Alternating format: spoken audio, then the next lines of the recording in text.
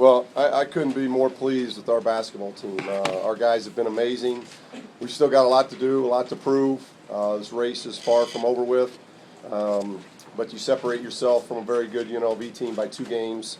And I can't speak. I don't know if we're the best team in this league yet, but there's no team in the last month that has guarded the way we've guarded. To hold a team like this, averaging 80 coming in here, very high-octane offense, hard to guard, and you hold them to 4 field goals in one half. You just got to take your hats off to our group of young men because they really defended tonight. And it was a tough, hard-fought thing in the first half where neither team could get going, and we just talked to our guys about it at halftime. But be patient, don't turn the ball over. Things will get going for you, but just keep guarding, and that's what happened. I think we had 1 turnover the second half. We just did a lot of good things. Very, very proud of them.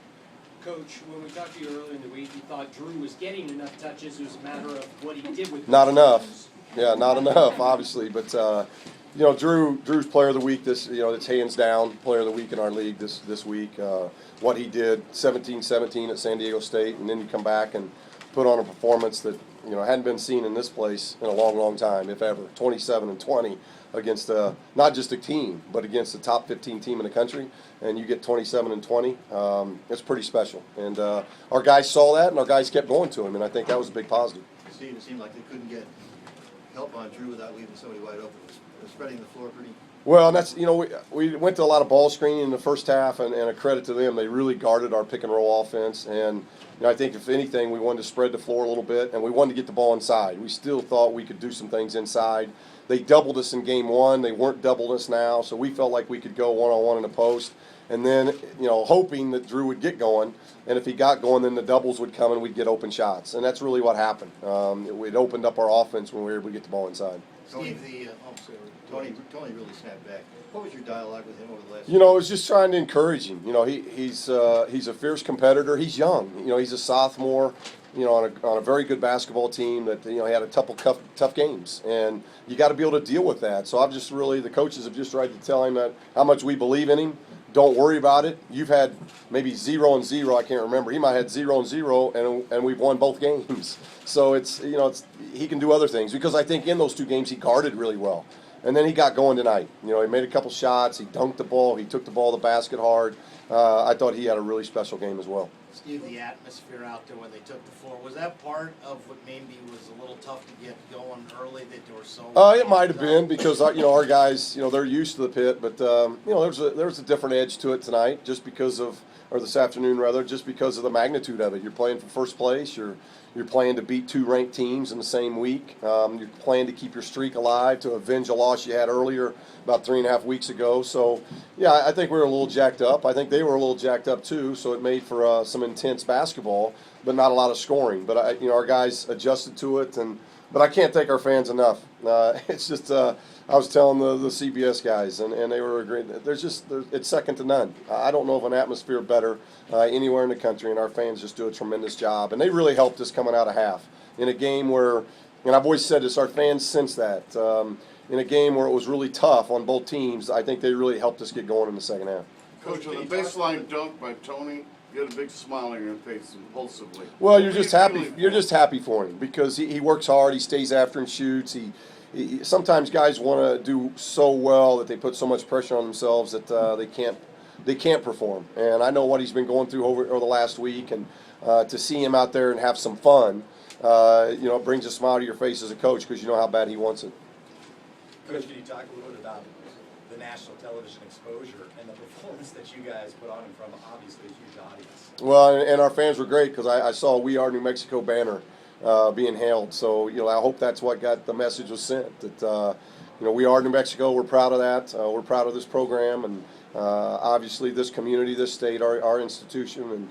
And I just thought our guys said, just 40 minutes of just absolutely getting in the stance and guarding and making it really difficult on a very good offense to score. And that was a lot of fun. So, you beat a team like this by 20 on national TV, that's going to help you in a lot of different areas. How do you keep them focused for Colorado State from here on out? We'll meet them at 5 o'clock tomorrow, and when we meet them at 5 o'clock tomorrow. That's our job to get focused. And JP, it is. It's well, I want them to enjoy this. I want them to obviously be smart, but enjoy this. They've done a heck of a job. We've gone through every team in the league now.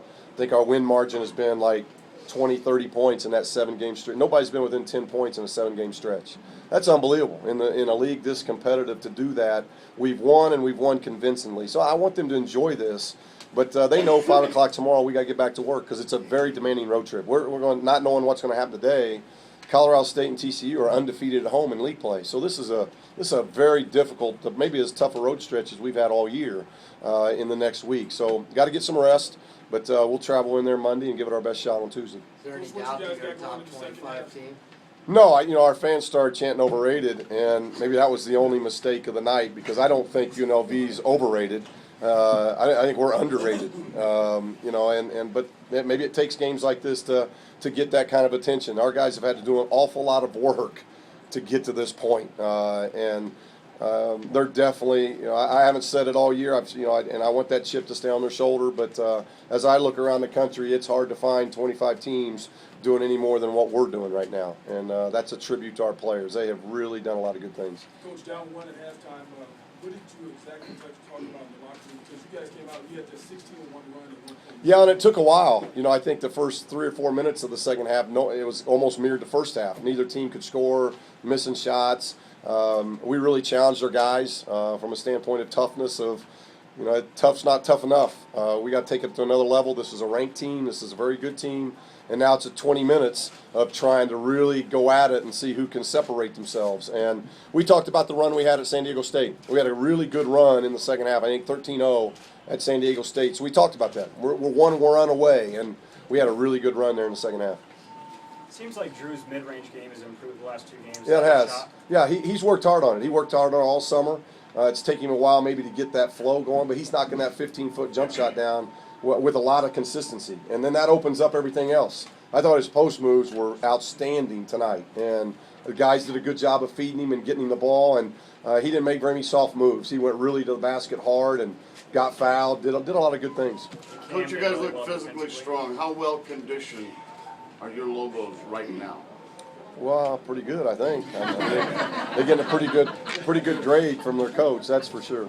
Coach, can you talk a little bit about being in the driver's seat? Yes, there's still games to be played, but the importance of the #1 seed for the conference tournament. Yeah, obviously you got San Diego State and UNLV are outstanding teams. So if you can keep driving towards a championship, the #1 seed benefits from not having to play both of those teams in the conference tournament. But our vision, our goal is all about a league championship. It has been from the start of the season, and a lot of work. These guys have put a lot of work into that, and to have 26 games.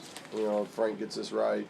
22-4, 22-4 in 26 games at this level. I couldn't be happier. And we are in first place. We got 4 games to go. And 2 very difficult road games, and then we got to come home and play 2 teams that are going to be playing loose and no pressure.